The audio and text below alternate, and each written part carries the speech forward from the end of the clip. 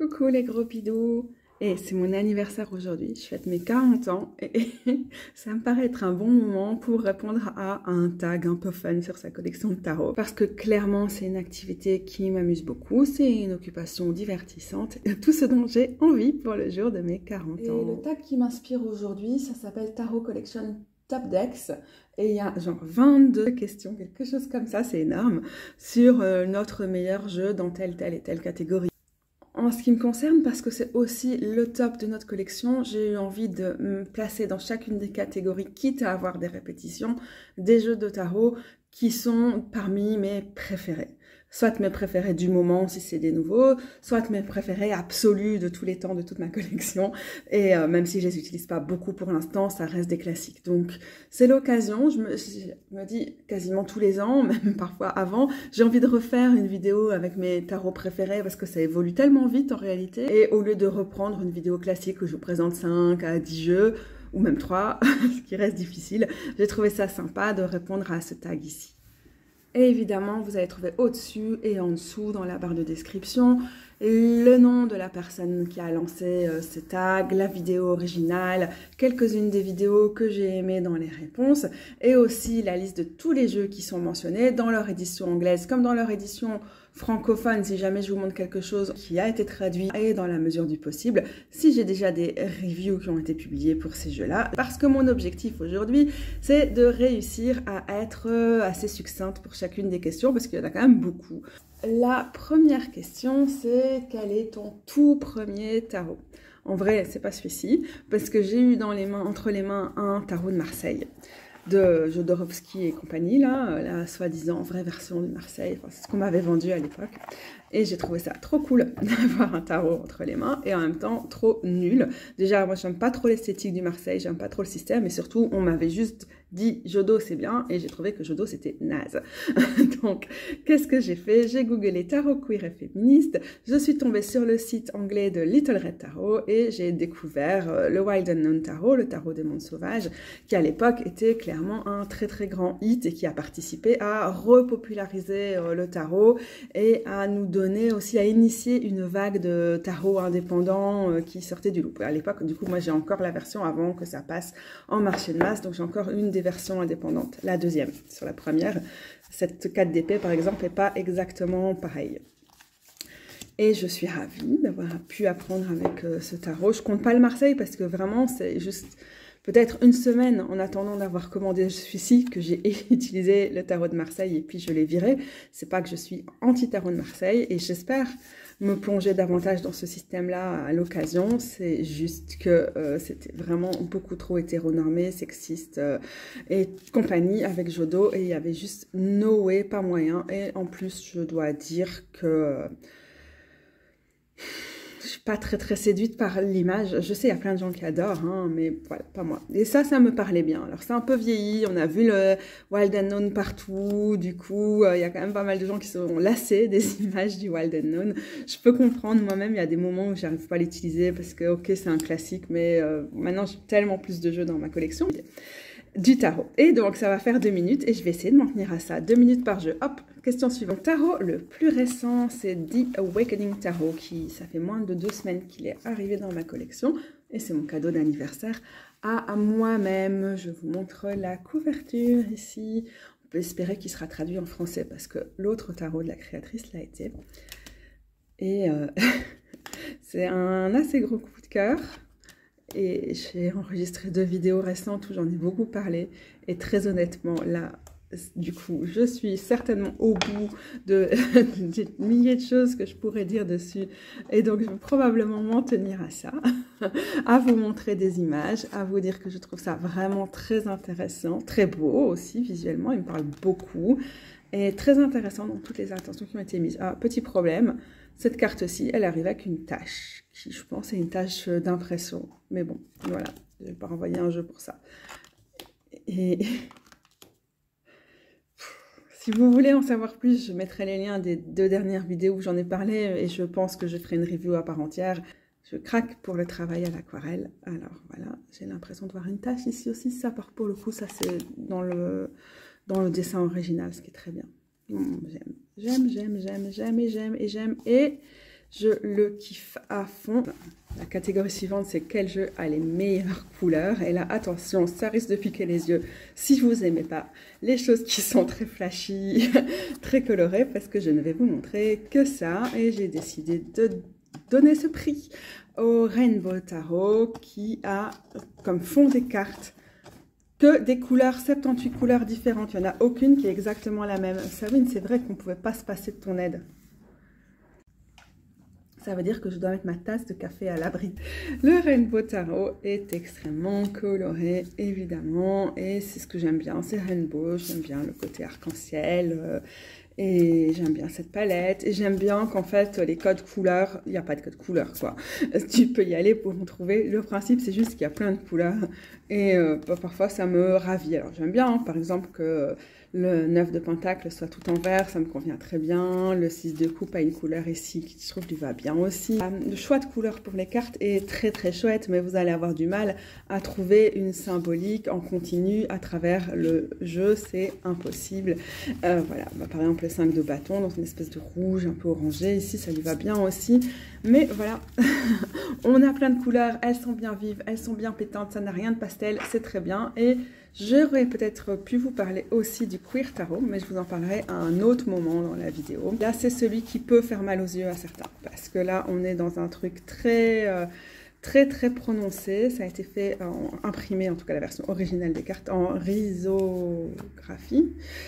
Je ne suis plus sûre des mots que j'utilise là tout de suite, mais j'aime beaucoup ces couleurs. C'est très flashy. C'est peut-être pas ce que je préfère pour une utilisation au quotidien, mais ça me fait plaisir. Les meilleurs visages, là je dois dire qu'une des artistes dont je préfère le travail au niveau de l'illustration et dont je trouve que les visages sont aussi fabuleux, c'est Christy Rode et son Next World Tarot. Ici c'est ma version découpée, donc il n'y a pas les titres, mais je vous montrerai la version mini dans 2 questions. Pour la précision, pour la netteté, je pense que cette version est très bien.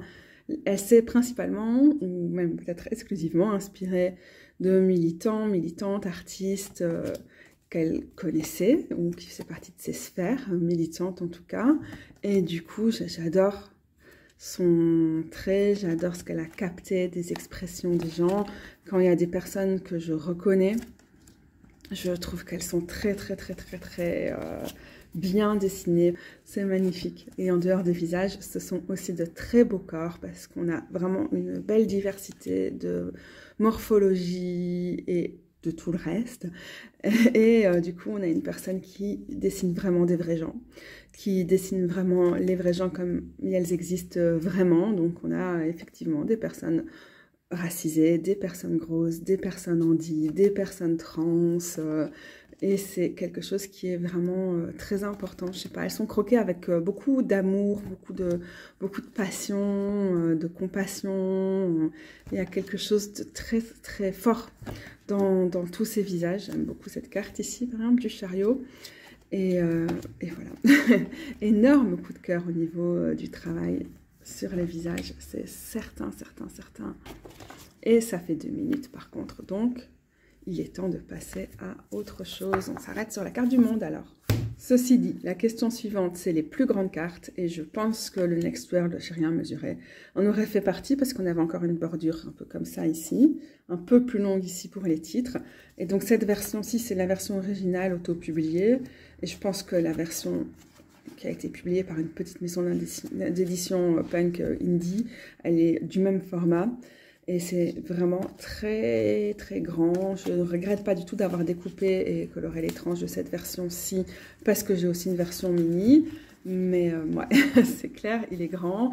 J'ai retenu aussi, mais on va voir tout de suite qu'il est plus petit à mon avis, le Queer Tarot. Oui, on va voir tout de suite qu'il est beaucoup plus petit en fait. Voilà, d'ailleurs on a 2 reines d'épée, alors que celui-ci est découpé. Hein, donc clairement, il n'y a pas photo. Et j'ai retenu aussi le tarot ultraviolette. Le tarot ultraviolette, il doit être plus ou moins similaire en taille. C'est aussi, à chaque fois, c'est des gros tarots. Et aussi le Witch's Wisdom, qui doit être un peu similaire, mais qu'on va voir plus tard.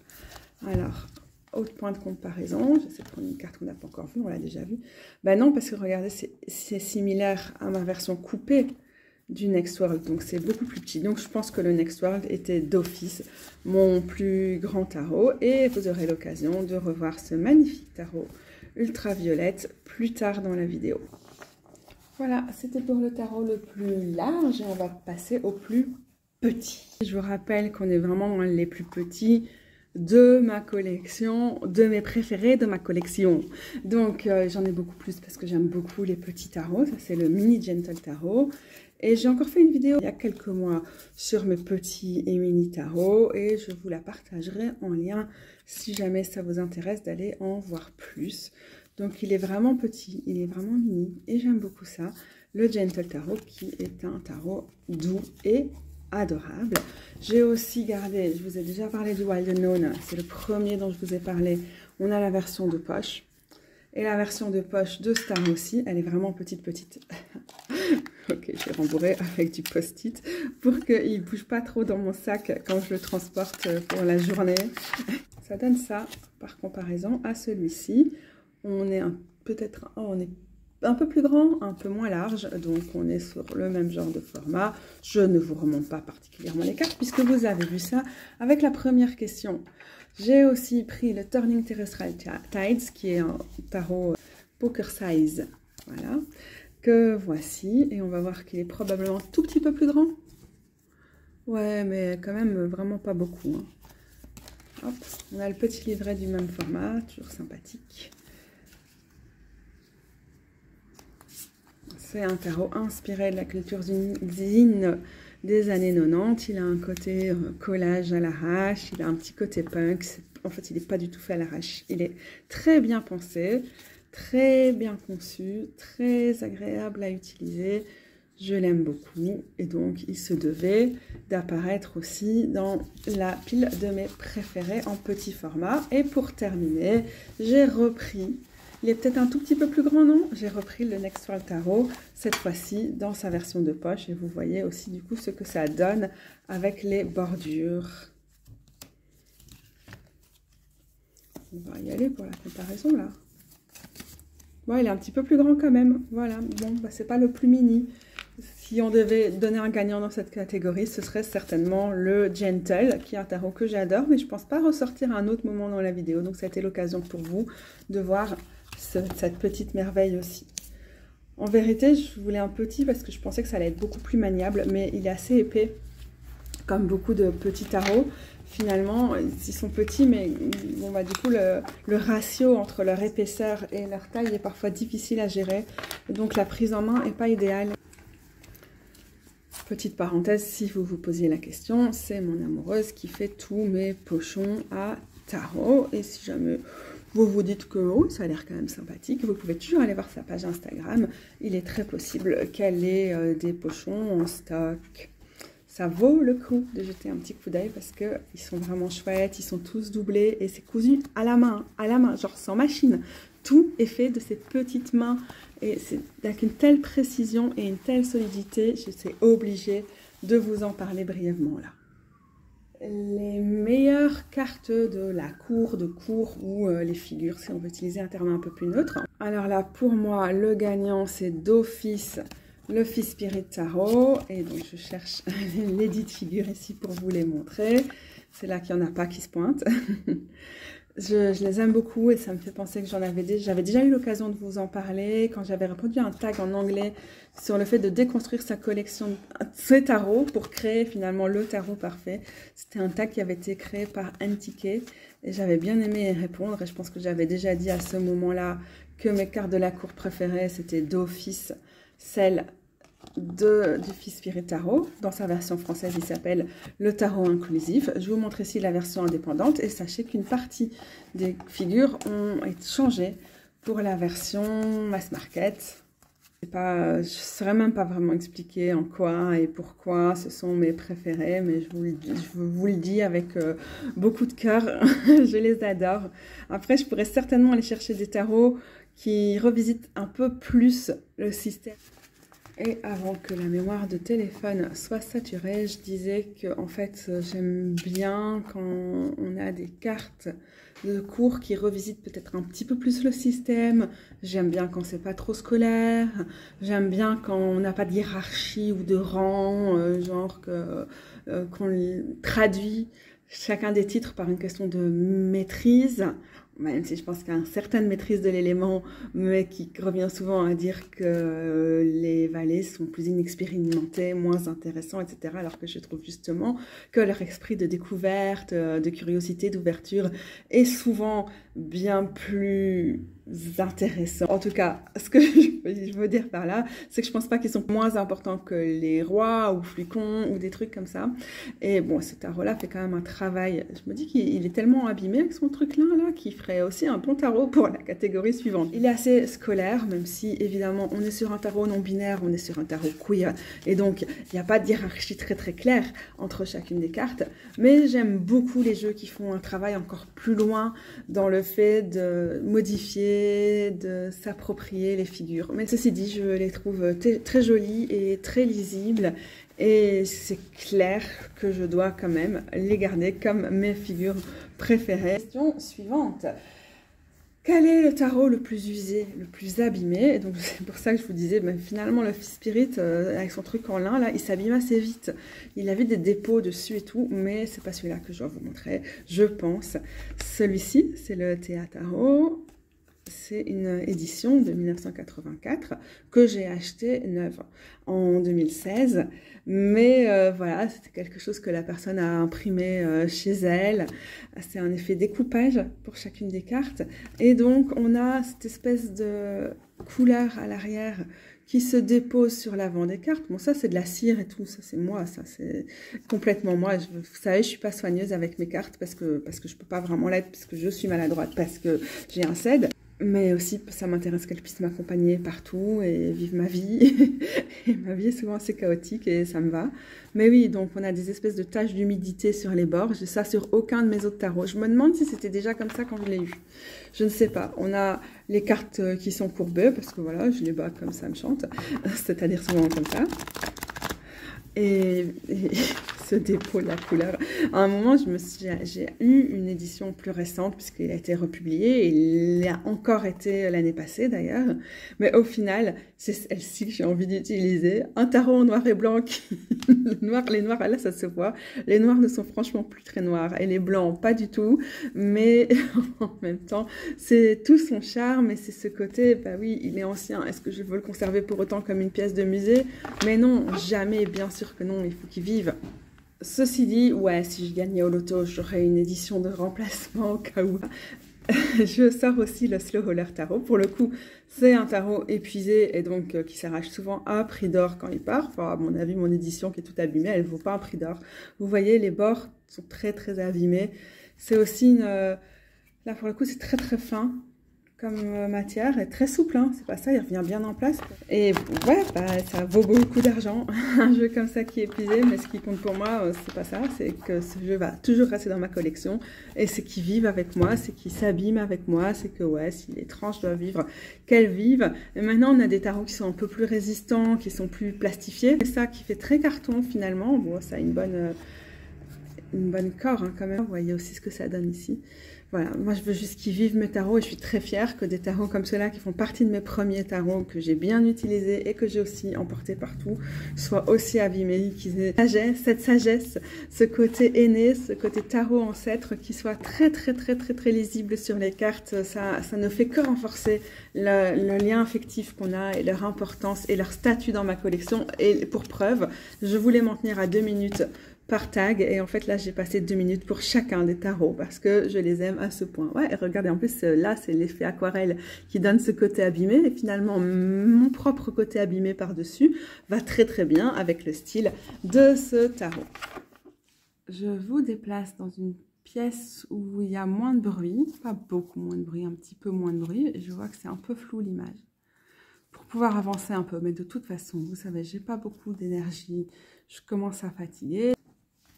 La question suivante, c'était le tarot le plus ésotérique, et je dirais que dans mes tarots préférés, j'ai pas de tarot très ésotérique, pas parce que ça m'intéresse pas, juste parce que ces tarots finissent par ne pas arriver dans mes tarots préférés et que c'est plutôt un sujet d'étude, parce que je pense pas que la sagesse, les connaissances sont ailleurs, ou qu'elles sont cachées, ou qu'elles nécessitent une initiation. Je pense qu'elles sont là, qu'elles sont partout, qu'elles sont dans tout. Et du coup, le côté ésotérique est parfois un peu ne correspond pas à mes valeurs, à mes principes, et ni d'ailleurs à ma pratique, à ce que je crois et à ce que je constate. Du coup, j'ai choisi le Outgrow Yourself Tarot and Oracle. Pourquoi? Parce qu'il est inspiré d'un tarot très ésotérique pour le coup, et largement trop ésotérique d'ailleurs, le tarot de Thoth. On peut l'utiliser comme oracle, mais comme vous voyez, moi j'ai rajouté ici, donc on a les mots-clés qui sont souvent les mots-clés du Thoth, mais pourquoi ils ne veulent pas faire la mise au point, c'est bizarre. Mais moi j'ai rajouté du coup en plus le nom de la carte, 4 d'épée ici, et puis le signe et le décan et la planète qui gouverne ce décan là. Donc du coup je l'utilise vraiment comme un tarot. On n'a pas plein de symboles ésotériques dans cette version-ci du tarot de Thoth, mais je choisis de vous le montrer parce que c'est le seul qui est dans mes tarots préférés et qui peut un peu répondre à cette catégorie. D'ailleurs, avec le fait que c'est pas le plus solide de tous les jeux, que le noir, à force d'être mélangé, s'abîme un peu, et qu'en plus, du coup, j'ai rajouté des choses avec des feutres, ce qui a fait des dépôts. Il aurait été très très bien dans ma catégorie précédente aussi. Donc, c'est juste histoire de dire, de faire rentrer quelque chose dans cette catégorie-ci. Parce que c'est pas que ça m'intéresse pas, hein, pas du tout. C'est juste que c'est pas ce que je préfère. Regardez comme il est bien abîmé. C'est pas ce que je préfère voir dans un tarot. Ésotérique est un terme un peu chargé pour moi. Si on m'avait dit le plus sorcière ou quoi, j'aurais certainement pu en trouver plein. Du coup, j'ai choisi un tarot inspiré du Thoth. Et puis, je me suis dit qu'en très très grand oracle, parce qu'il est vraiment grand, regardez, par rapport à un tarot de format classique standard, vous voyez ce que ça donne. Le Living Altar, du coup, il n'est pas éso, il est sorcière. Il est très sorcière. Il aurait pu être un chouette oracle aussi dans cette catégorie-là. C'est un oracle avec des sorts qui sont présents, qui sont activés dans chacune des cartes. C'est un hôtel vivant. Voilà, c'était l'occasion pour moi de vous montrer ce bel oracle que j'utilise d'ailleurs assez fréquemment en combinaison avec le Outgrow Yourself. Au suivant, celui que j'utilise pour le shadow work, c'est encore une fois, c'est un mot qui n'est pas mon préféré.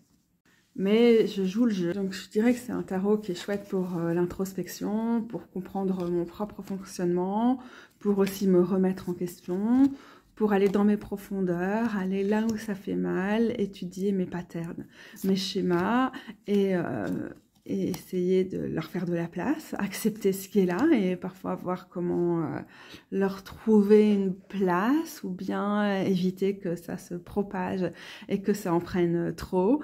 Je pense que le Holy Spectrum, ici dans son édition Infinity, est un très très chouette tarot pour ce genre de choses. Pour moi, dans ma pratique, c'est pas du tout une considération absolue sur ce tarot, c'est une considération relative à mon usage de ce tarot-ci. Maintenant, je vous ai montré tout à l'heure le Awakening, que je vais sortir tout de suite, mais j'en profite pour vous montrer quand même un tout petit peu plus du Holy Spectrum. Je vous ai montré tout à l'heure le Awakening, il vient avec un truc très très cool, c'est que pour chacune des cartes dans le livret, parce que le Holy Spectrum il vient sans livre, donc c'est un peu à nous de faire ce travail d'aller chercher quelque chose dedans, mais lui pour chacune des cartes, ce qu'il a à l'endroit, à l'envers, donc, et après la carte renversée, on a l'ombre, qui nous permet de nous remettre en question. Et on a des questions de réflexion qu'on peut utiliser en journaling. Donc là, on est dans les coupes, on était dans quoi? Ah non, dans l'air, on était dans le 9 d'air. Et ça permet d'aller en réalité assez loin dans chacune des cartes, j'ai l'impression. Non, voilà, on va chercher différents exemples ici. Vous pouvez toujours faire une capture d'écran si jamais vous voulez voir un peu plus ce que ça donne.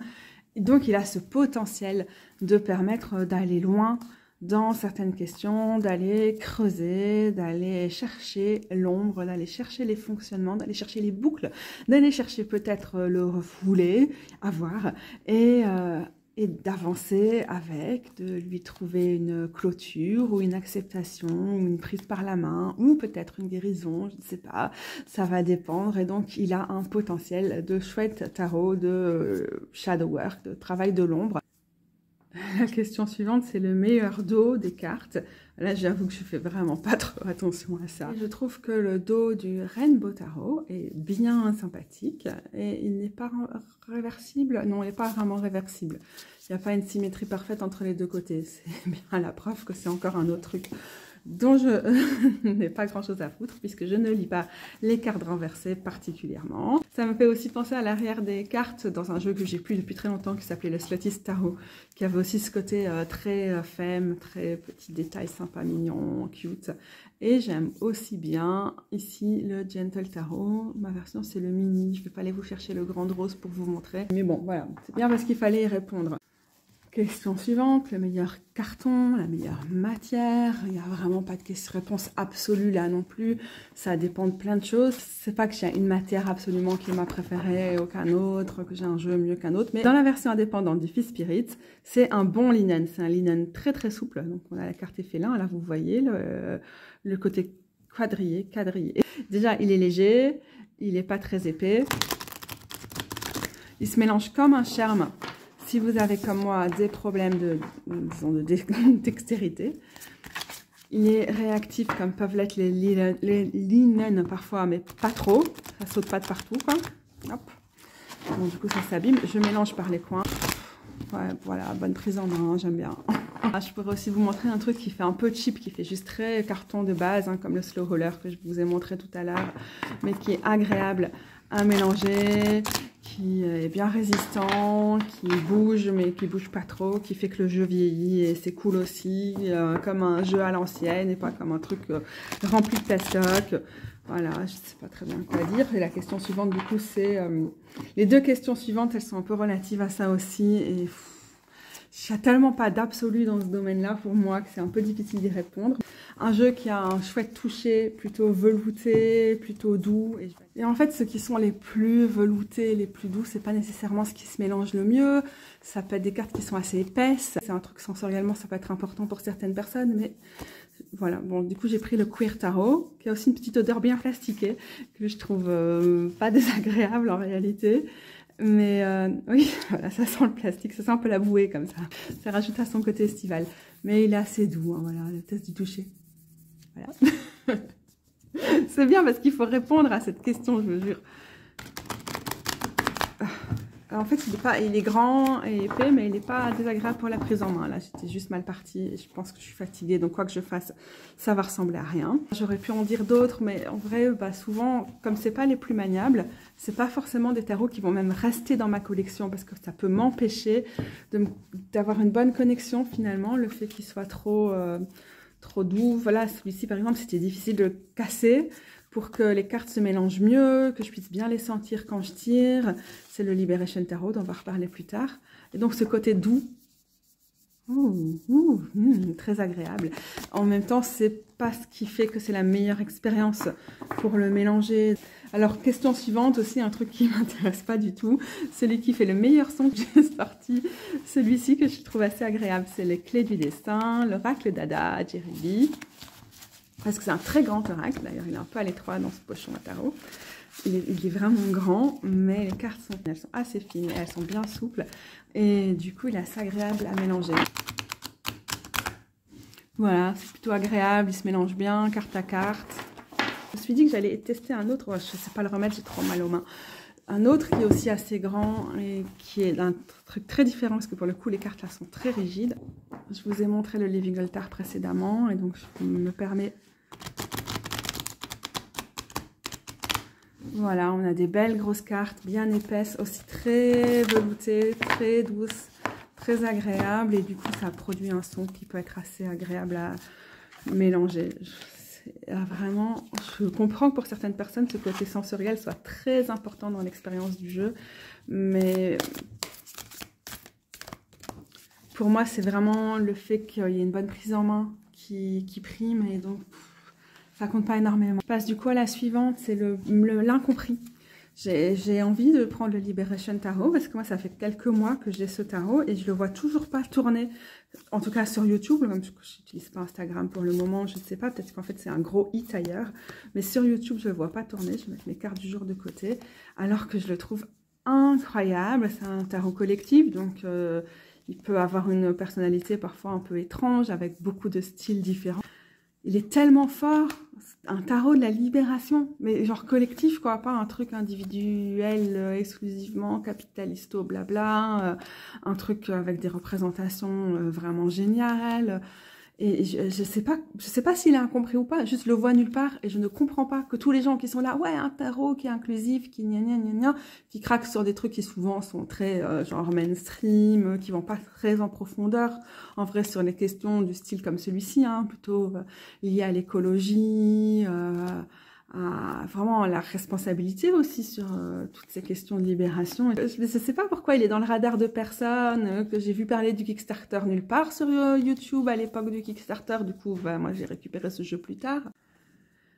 Voilà, il va falloir que j'y aille parce que Rose va devoir faire un peu de bruit, je pense. Et c'est très bien parce que je suis beaucoup trop fatiguée pour me concentrer, ça devient difficile. Je ne sais, en fait, je peux comprendre pourquoi il serait incompris parce que c'est tellement différent. Les différentes suites, les différentes personnes qui ont mis quelque chose. Et du coup, il faut pouvoir se retrouver dans les différents styles. Et le collage numérique, et la photo, et la peinture, et gna gna. Donc, c'est quand même assez, ça peut paraître assez éclaté, mais du coup, pour moi, c'est un tarot anarchiste. Donc ce truc-là, en fait, c'est ça qui fait qu'il est transversal, qu'il n'est pas dans une hiérarchie, qu'il n'y a pas un surinvestissement des codes, des cartes qui seraient plus importantes que d'autres. Enfin, donc, c'est ça qui le rend terriblement vivant, c'est ça qui rend, qui confirme qu'il est animé. Et vraiment, je regrette de ne pas voir beaucoup plus ce tarot révolutionnaire, libérateur, tarot de transition aussi, tarot engagé, tarot doux, tarot de self-care, de soins communautaires aussi évidemment. Et je vais arrêter sur cette carte-ci qui est créée par une artiviste palestinienne. Et voilà. Je ne comprends pas pourquoi il n'y a pas des gens qui font genre « Waouh, ce travail est tellement important ». Une fausse tarot. Pourquoi je le vois nulle part? Je comprends pas.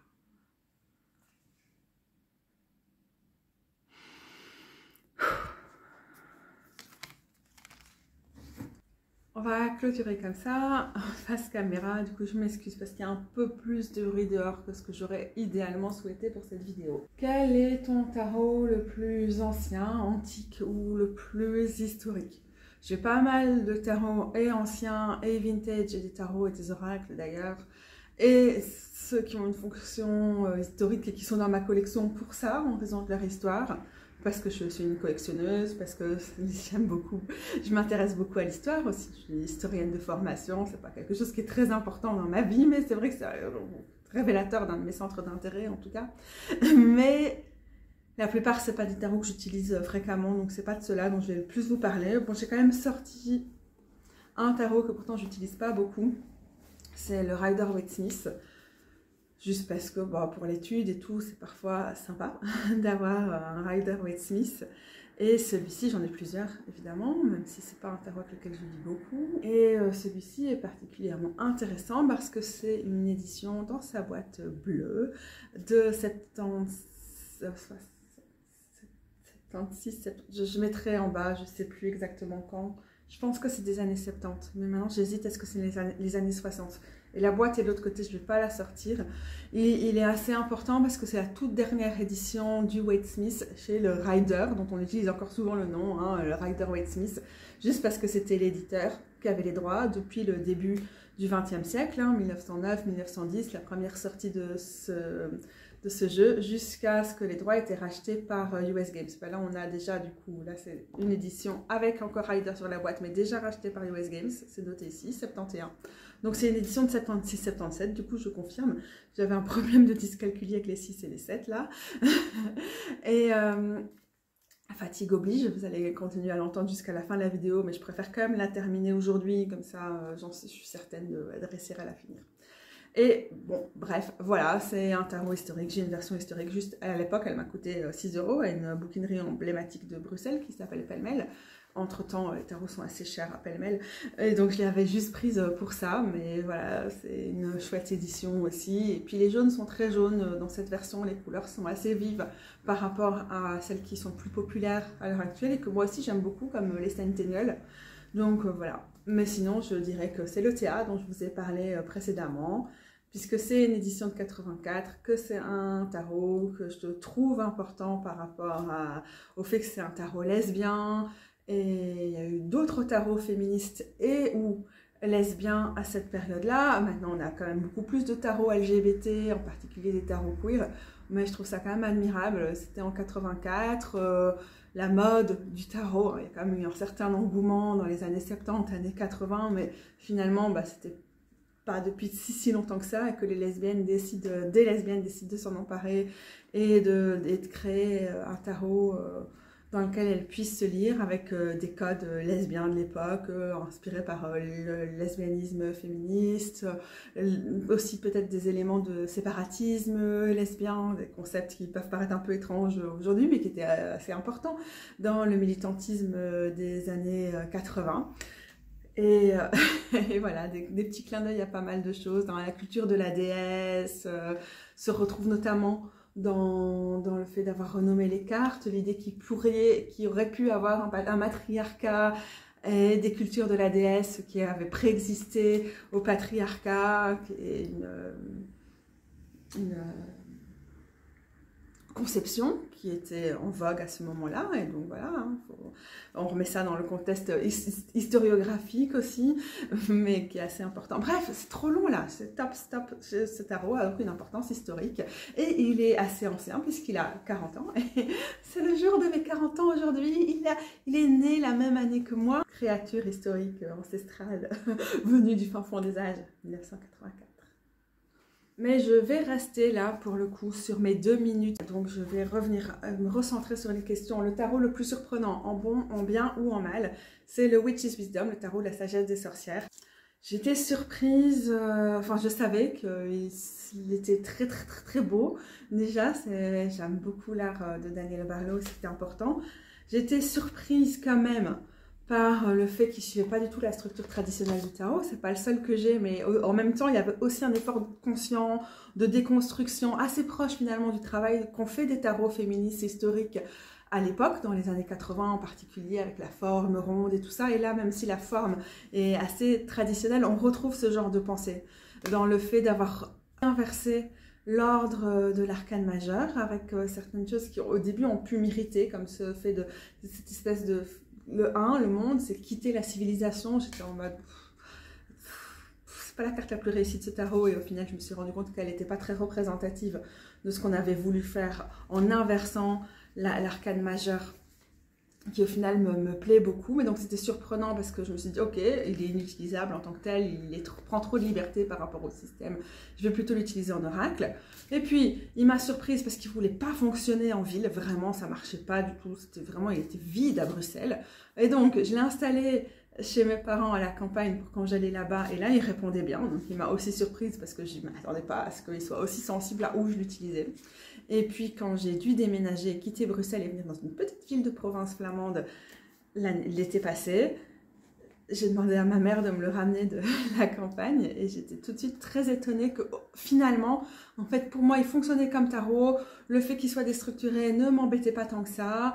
J'ai fait un petit effort quand même pour certaines des cartes, parce qu'il est vraiment spécial, de l'arcane mineur, d'apprendre les mots-clés. Je ne les connais pas tous par cœur, mais par exemple celui-ci je sais, c'est l'esprit du lieu, Spirit of a Place.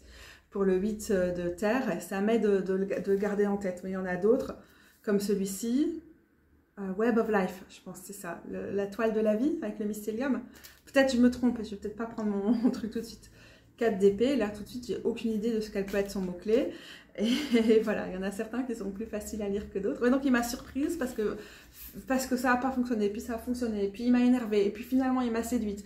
Et puis je croyais que j'allais jamais apprendre son système, que j'allais toujours l'utiliser comme un oracle. Et puis finalement, en fait, il fonctionne vraiment comme un tarot pour moi, même si c'est pas un tarot classique. Je passe à la question suivante, qui est la meilleure histoire d'achat autour d'un tarot. Bon, ben ça c'est déjà compliqué parce que la plupart des tarots on les achète bêtement en ligne, même sur des trucs aussi affreux qu'Amazon, dans mon cas souvent. Et du coup, j'ai pas l'impression d'avoir plein d'histoires trop cool, à part le genre de trouvailles que je fais au marché aux puces ou en bouquinerie, mais en fait il n'y en a aucun dedans qui fait partie de mon top de mes tarots préférés, donc je vais peut-être pas ramener ça ici, et donc je vais chercher un autre tarot. C'est le Spacious Tarot et c'est pas une histoire d'achat. En 2018, j'ai commencé à écrire sur l'invitation de Beth Maiden. J'ai commencé à écrire pour Little Red Tarot, qui est donc le site avec lequel j'ai appris le tarot. J'ai suivi un de ses cours, j'étais fascinée par le fait qu'il y avait une perspective féministe et queer. J'étais trop touchée qu'elle me demande d'écrire une chronique sur le tarot dans une perspective de grosseur et de grossir le tarot. Donc une perspective intersectionnelle et queer, mais qui prenait en compte en son cœur la corpulence et la question des normes corporelles. Progressivement, j'étais amenée à écrire aussi quelques reviews pour Little Red Tarot. Et quand j'étais rendre visite à mon amie Anya, qui était à l'époque basée à Brighton, dans le sud de l'Angleterre, il se trouve que c'est un peu un hasard, je devais aller voir Anya. Et elle me dit « Oh, mais il y a Christy Rhodes qui a fait le Next Tarot que vous avez vu plus tôt dans la vidéo, qui est à Brighton. Donc c'est l'occasion d'aller voir Christy Rhodes. Trop cool, trop sympa. » Anya nous a directement pris des tickets. On s'est arrangé pour voir aussi Beth Maiden de Little Red Tarot et Emma là-bas. Et du coup, Beth m'a ramené des tarots dont j'étais invitée à écrire une recension si je le souhaitais pour son site. Donc déjà, j'ai écrit donc la review du Spacious Tarot. Vous pouvez encore la voir sur son site. Ma chronique est un peu plus difficile à trouver parce que son ancien blog a été désactivé. Je vous mettrai les liens en dessous au cas où ça vous intéresse. Et parmi les jeux qu'elle m'a ramené, le magnifique Spacious Tarot, que j'adore, qui est un tarot, il y a plein de cartes qui sont ma version préférée des cartes dedans, j'adore aussi comment sont les personnages de la cour, et malgré tout, c'est pas un tarot que j'utilise beaucoup. Genre, je l'adore. Il y a quelque chose qui fait que c'est plus un tarot de référence qu'un tarot avec lequel je tire les cartes souvent. Bon, là, on est au-dessus des 2 minutes, mais c'est normal, je vous raconte une histoire. J'ai pas écrit du tout sur tous les tarots qu'elle m'a donnés, mais c'était trop sympa de le recevoir. Elle m'a donné des tarots dont les boîtes étaient un peu abîmées, donc elle allait pas pouvoir vendre. C'était trop touchant, trop mignon. Bien sûr, j'adore les tarots indés et je peux pas en avoir autant que je voudrais. La créatrice, Carrie Malone, elle a bien aimé ma review du Spacious Tarot. Ce qui fait que quand elle a sorti un pack d'expansion, elle m'a dit « Ah, ça me ferait trop plaisir de te l'envoyer en cadeau parce que tu as écrit une review tellement sympa qui m'a fait tellement plaisir. » Et donc, elle m'a envoyé le pack expansion. Bon, pour le coup, j'ai dû payer des frais de douane, donc bon, il m'a quand même coûté 25 €. Avec donc, du coup, les éléments, les signes du zodiaque et 4 cartes avec des mots, des mots-clés un peu en mode oracle. Voilà, comme celui-ci, offrande. Trop mignon parce que j'ai reçu le Spacious Tarot et j'ai aussi reçu l'expansion. C'est une belle histoire pour un très très beau tarot. Quel jeu est-ce que tu utilises toujours pour des tirages pour toi-même, pour tirer les cartes à toi-même? En ce moment, je ne fais pas du tout de tirage pour d'autres gens, j'ai vraiment pas les cuillères, j'ai pas la concentration, j'ai pas la fiabilité.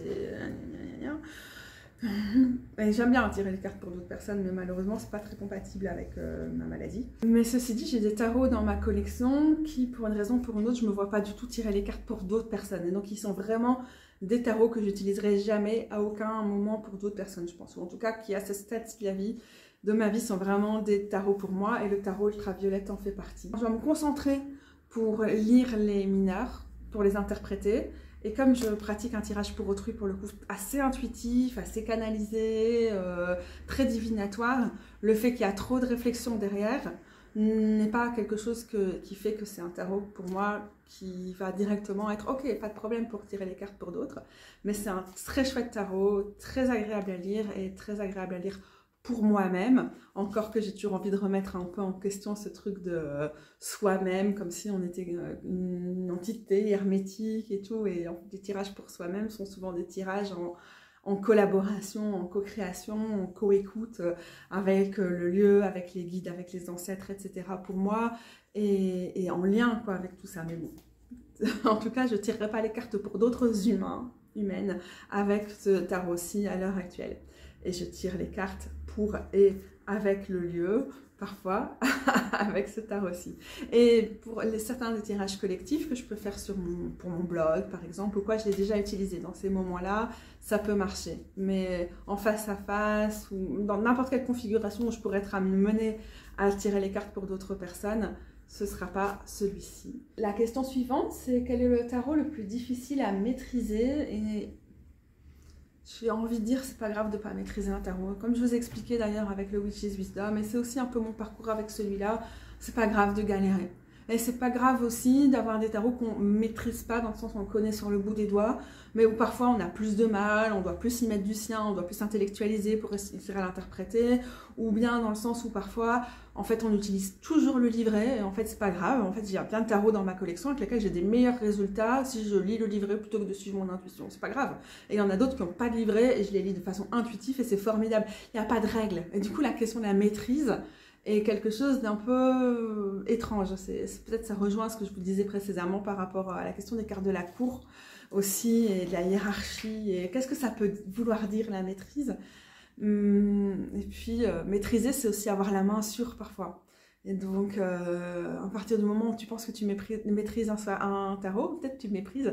En tout cas, tu n'as plus beaucoup de place pour qu'il puisse te surprendre, et où il puisse te cueillir, et où tu puisses être embarqué dans son univers et tout. Et c'est dommage parce qu'il y a une partie du truc avec le tarot où on est surpris, et pour soi-même, quand on tire les cartes pour soi-même, mais aussi parfois quand on tire les cartes pour d'autres.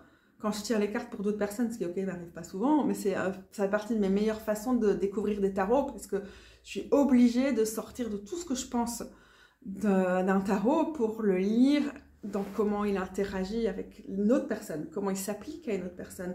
Et ça m'ouvre tout un autre champ intuitif que celui qui s'ouvre quand je réfléchis pour moi, et plein d'autres préoccupations.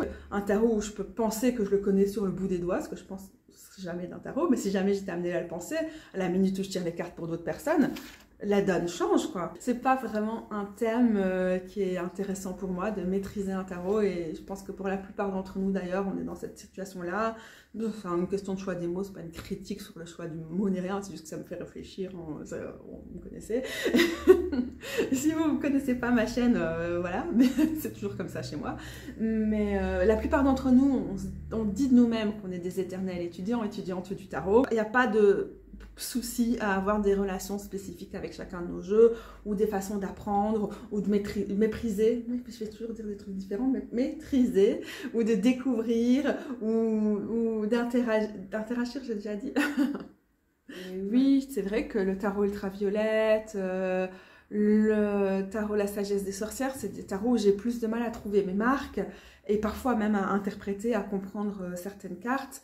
Et je vais prendre celui-ci pour à peu près la même chose, c'est le New Chapter Tarot, le tarot du nouveau départ en français. La mise au point va rester compliquée, je pense, avec les problèmes de lumière qu'on a en ce moment. Fin mai, on a une lumière digne de l'hiver, trop cool. En fait, c'est un tarot, ils l'ont présenté comme un hybride du Thoth et du Rider-Waite-Smith. Mais en même temps, c'est vrai, en même temps, c'est complètement rien à voir. Il y a plein de références qui sont propres à la personne qui l'a créé. Donc ok, je dirais plus, on dit en anglais des notes, il y a des espèces de clins d'œil, petites références au Thoth, des petites références au Rider-Waite-Smith, mais aussi à des choses qui juste sont importantes pour la personne qui l'a créé. En ça, parfois, il est compliqué, et aussi, c'est un jeu Liminal Eleven, c'est un tout petit livret. Il n'y a pas grand-chose qui est dit sur chaque carte, et parfois, j'aimerais bien juste comprendre, ok, là, je vois bien que c'est des magnolias, mais pourquoi cette symbolique? Il me manque parfois des éléments pour comprendre les intentions, et autant il y a des moments où je me dis, ok, ça m'ouvre un champ, c'est à moi de me les approprier, de me les réapproprier, de comprendre comment ça vit pour moi, c'est trop cool. Autant il y a des moments où je suis en mode... mais je comprends rien en fait. Et donc difficile à maîtriser, oui et non, difficile à comprendre, et difficile d'avoir tous les codes. Je voudrais plus être prise par la main parce que je trouve qu'il est très très riche, et j'ai l'impression d'être privée de clés d'interprétation parfois avec lui. Parfois il y a ça sur certains jeux qui n'ont pas de livret, ou qui n'ont pas assez de livret, ou parce que c'est un travail à part entière et que c'est pas évident, et que les créatrices d'un tarot, genre les artistes, les illustratrices, c'est pas toujours non plus facile d'écrire, c'est complètement un autre domaine d'expertise, de capacité, mais pour certains tarots c'est dommage. Je suis fatiguée, je raconte un peu n'importe quoi, donc j'avance. Et je vais clôturer avec, dans l'ensemble, c'est quoi le meilleur tarot pour moi, dans l'ensemble, à l'heure actuelle, et ça peut changer, et ça changera d'office, mais c'est le gros coup de cœur de l'année. Et c'est celui que j'utilise le plus pour l'instant. Il me fait vraiment du bien, c'est le Liberation Tarot. C'est lui et aucun autre. C'est clair. C'est... Ah, je vous ai déjà montré ces cartes-là, non? C'est vraiment le meilleur tarot pour moi pour l'instant. Et c'est complètement indépendant de comment on va combiner les différents critères ici, parce que honnêtement, c'est pas forcément le style d'illustration qui me plaît le plus, c'est pas forcément, il est très doux, ok, mais les cartes collent un peu entre elles, elles sont peut-être un tout petit peu trop épaisses, donc c'est pas non plus forcément le meilleur au niveau de l'expérience sensorielle. Au niveau des couleurs et tout, oui, il y a des choses qui sont bien, des choses que non. Le livret est génial. C'est vrai qu'il y a parfois dans ce genre de tag, il y a des questions. C'est quoi notre meilleur livret ou livre d'accompagnement du tarot? Et il n'y en avait pas eu ici, mais en tout cas, celui-ci est vraiment génial. Ah oui, il marque des points, on a déjà vu cette carte-là tout à l'heure. C'est que c'est un tarot féministe, queer, non-binaire, écologique, avec une dimension plutôt animiste, décoloniale, avec pas juste de la diversité dans les représentations en mode on est inclusif, mais c'est toujours les mêmes personnes qui créent des tarots, qui ont accès à l'édition, etc. Il est inclusif aussi parce que c'est des artistes en grande majorité racisés, queer, situés à plein d'endroits différents dans le monde et aussi dans le sud global. Et donc pour moi c'est le meilleur. Bon, j'aime bien les couleurs en général, donc j'adore le fait qu'il soit ultra coloré. Ouais, c'est un tarot collaboratif, ça passe ou ça casse. Et je trouve que ça passe à fond. Ouais, il correspond à ce critère-là, ce critère d'être un tarot anarchique, organique, un tarot vivant et un tarot du vivant et un tarot de service et au service de nos libérations collectives et de notre soin, de ramener plus de soins et de considération et toutes ces choses. En fait, dans nos vies, c'est un tarot émergent. Hein. Là, il y a une préface ou une introduction qui a été écrite par Adrienne Marie Brown, que vous avez peut-être vu sur une des cartes tout à l'heure. Le fait que des cartes ont été renommées, par exemple guérisseur, guérisseuse, ici c'est pour Reine. C'est aussi quelque chose qui fonctionne très très bien pour moi. C'est quelque chose qui est important et qui me tient à cœur, qui compte dans ce que je cherche moi, dans des tarots et dans ce que je trouve les rendre plus lisibles, plus accessibles, plus accueillants, plus pertinents, plus utiles. Genre c'est kitsch, c'est pas du tout le genre d'art, je trouve ça rigolo, mais est-ce que artistiquement c'est un truc que je vais faire waouh, ça c'est vraiment l'art que je préfère? Non, mais ce tarot a une vie. J'aime beaucoup la carte du courage ici pour force. Et en même temps, je n'aime pas du tout le fait que la mise au point est compliquée aujourd'hui. Bon, bah on arrête là. Au fur et à mesure de la journée, où mon niveau d'énergie ne diminue pas. En fait, en ce moment, je suis fatiguée tout le temps dans la journée. Donc, grâce à la caféine en grande quantité, en fait, je suis pas fatiguée, je suis dispersée. Et donc, j'ai cru que j'allais réussir à tenir le truc, genre, ouais, 2 minutes par question, parce que sinon, c'est beaucoup trop long. Mais non, je me suis complètement éparpillée. Mais merci d'être encore là. Et parmi les cartes du jour, j'ai été très très touchée aussi par ce 9 de spirale qui est l'équivalent du 9 de bâton. J'aime les tarots qui sont créatifs. Oh, voilà. Qui évoluent. C'est pas de figer des trucs genre oh ça c'est universel. Mais c'est toujours la même chose. Le point de vue est blanc, hétéronormé, valide, etc. etc. Ce tarot il fait pas ça. Et donc l'aspiration à l'universalité du tarot, elle existe davantage parce que ce tarot fait de la place pour plus de monde, et plus de choses, et plus de possibles, et un ailleurs. Ouais. Il est un peu une utopie parce qu'il nous permet de cultiver des ailleurs au capitalisme, alors qu'on vit bel et bien évidemment dans ce système, mais il nous invite à avoir l'émergence d'autres choses dans tout ce qu'on fait.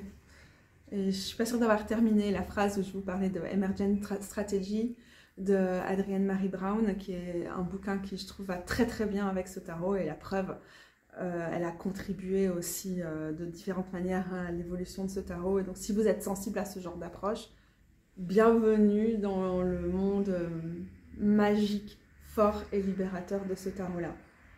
Est-ce que j'étais en train de prendre congé puis j'ai reparlé de ce tarot? Oui, tout à fait, je suis fatiguée, je suis dispersée. À bientôt les gros bidous, merci pour votre présence. Je vais vous mettre les liens en bas pour faire des dons, pour envoyer des cartes SIM à Gaza, là où les gens ont vraiment absolument besoin de pouvoir communiquer, là où la situation est encore...